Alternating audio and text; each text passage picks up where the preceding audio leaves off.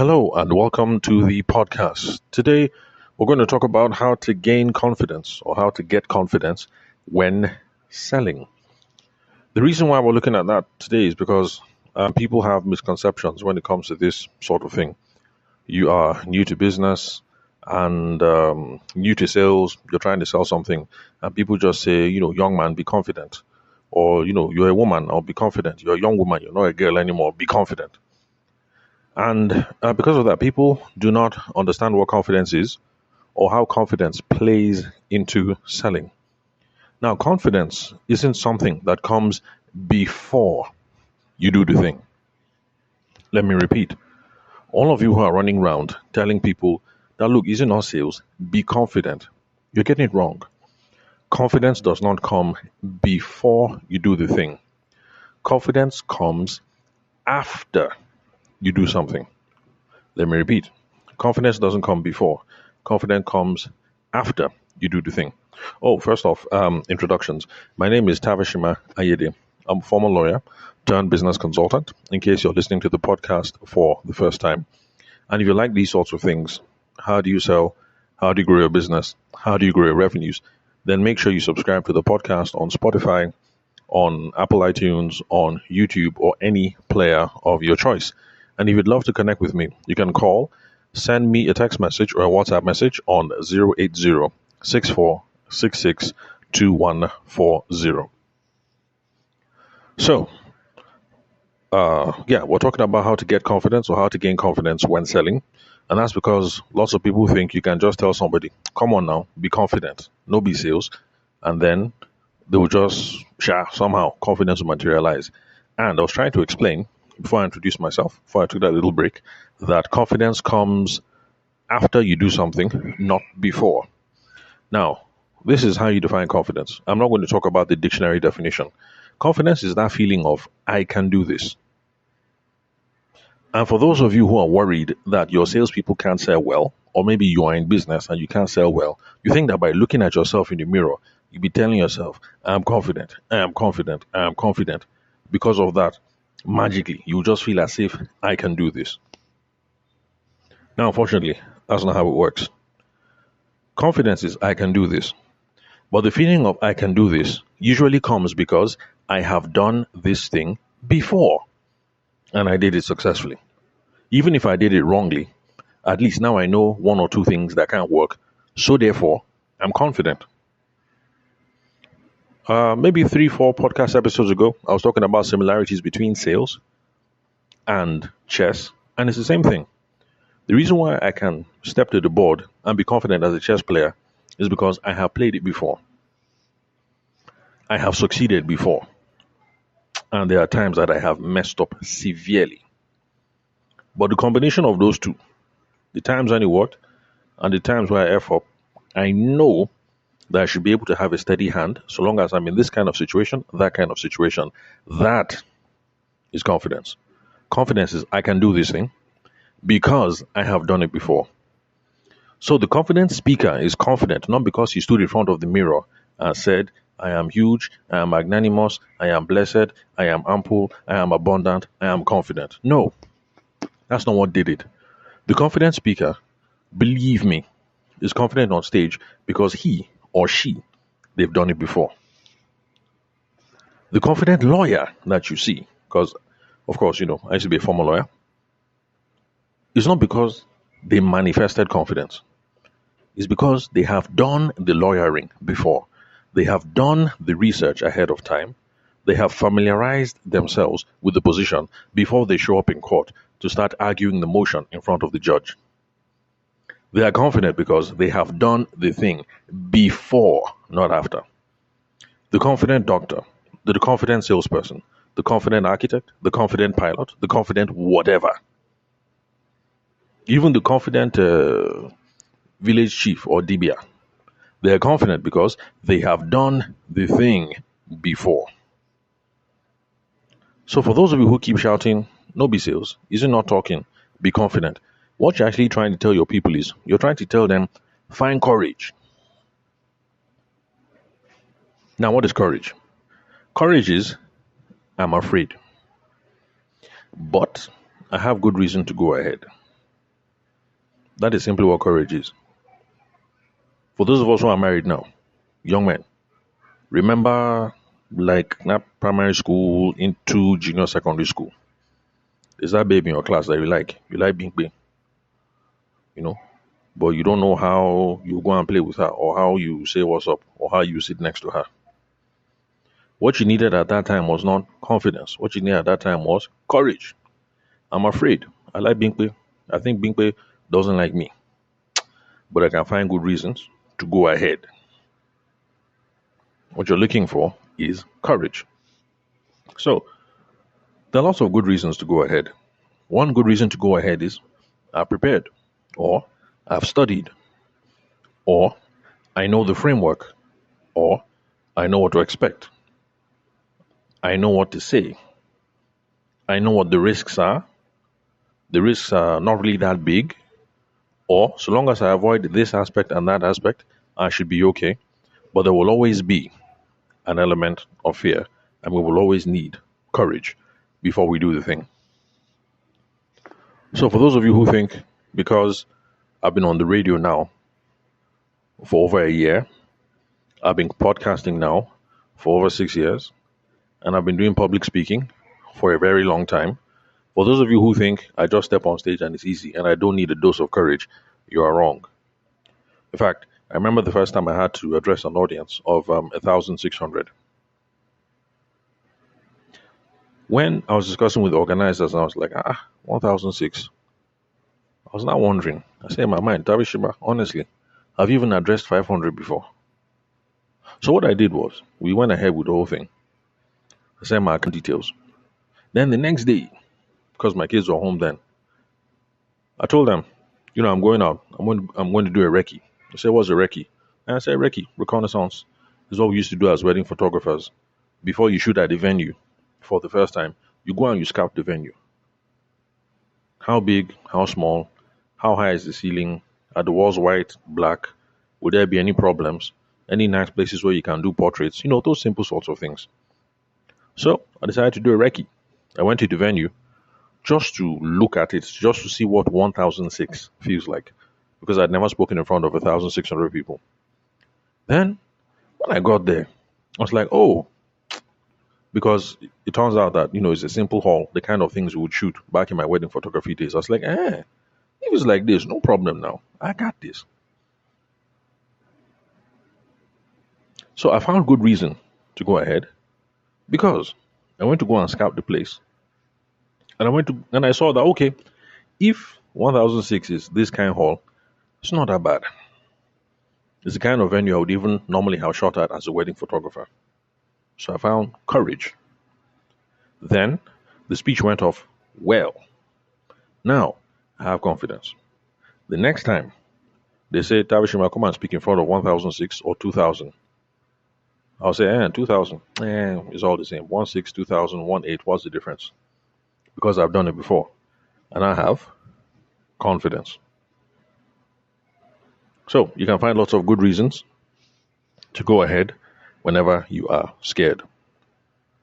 Now, if you are a newbie, you are a jambite, this is your first time selling, this is your first time in business, this is your first time in selling, in sales, in business, my advice is, unfortunately, I have to blend with your gas in this case. Yeah, you need to find some courage. But don't worry, the confidence will come later. Confidence will come as you build competence. For those of you who've been listening to the podcast for a while and you're familiar of Tom Hopkins and his frameworks, because I talk about Tom Hopkins quite a bit. Competence, credibility, competence. The competence will come. Just continue to build. So, if you're new to selling, new to sales, new to business, there are a couple of things that you need to keep doing over and over again until you get confidence. So, number one, prospecting. Prospecting is when you try and figure out who might be interested in your product or your service, then you come up with a strategy for how you're going to talk to those people and how you start off the conversation, whether online or offline. You need to do prospecting over and over and over and over again so that you get confident in prospecting. Lifting up the phone to dial a stranger to try and sell something is hard and is scary. It will only get easy the more you do it over time. So the salesperson that you see who grabs the phone and he handles the conversation masterfully is because the guy has been doing it for a while. The babe has been doing it for a while. Somebody who's been doing sales 15 years and somebody who has been doing sales 15 days, there's a difference. Relax. You will get there. So you need to do prospecting over and over and over again. Another thing that you need to practice over and over again so that you gain confidence is need analysis or being consultative with people. Being consultative with people just means when you're in front of someone, you need to be able to figure them out, suss them out, listen to them, ask questions, know what the problem is so that you can make an effective recommendation. I was talking to Miss Summer recently. She's a listener of the podcast, and she used to be in the beauty space. She's currently now a manager of a store where they sell electronics, and it's a conversation that we had about the people that she's now managing. Your people need to be more consultative. You don't just tell people who come into the shop, buy this fridge because thermocool is the best. Who told you thermocool is the best? Even if thermocool is the best, is it the best for this particular person that you're talking to? You have to get good at doing need analysis and figuring out who it is that you're talking to. Because even if thermocool is the best fridge, there are some people that, okay, which other fridge is there? Philips. There are some people that Philips is the best fridge for them. So you need to learn how to be consultative. So the more you start talking to people, asking them questions, trying to figure them out, trying to figure out what they need, the better you will get and the more confident you will get. You also need to, another thing you need to do over and over and over again to get confidence is you need to do lots of proposals and lots of presentations. A proposal or a presentation is that part of the selling conversation or the selling relationship where you say, Oga, Madam, Bros, Sir, based on what we have said so far, if my understanding is correct, if XYZ are the problems that we're trying to solve, then I think that option one, option two, option three, either of them are going to be good for you because they will help you solve A, B, C problems. And we're going to do that. We're going to be able to do that. Option A will require XYZ investment. Option B will require this. Option C will require this. So a proposal or a presentation is the stage where you say, if I understand you correctly, this is how we can solve your problem. And this is what will be required of you. And of course, this is what we are going to do in return to help you solve this problem or achieve your vision. That is what proposal is. You have to do that over and over and over and over again so that you can build confidence.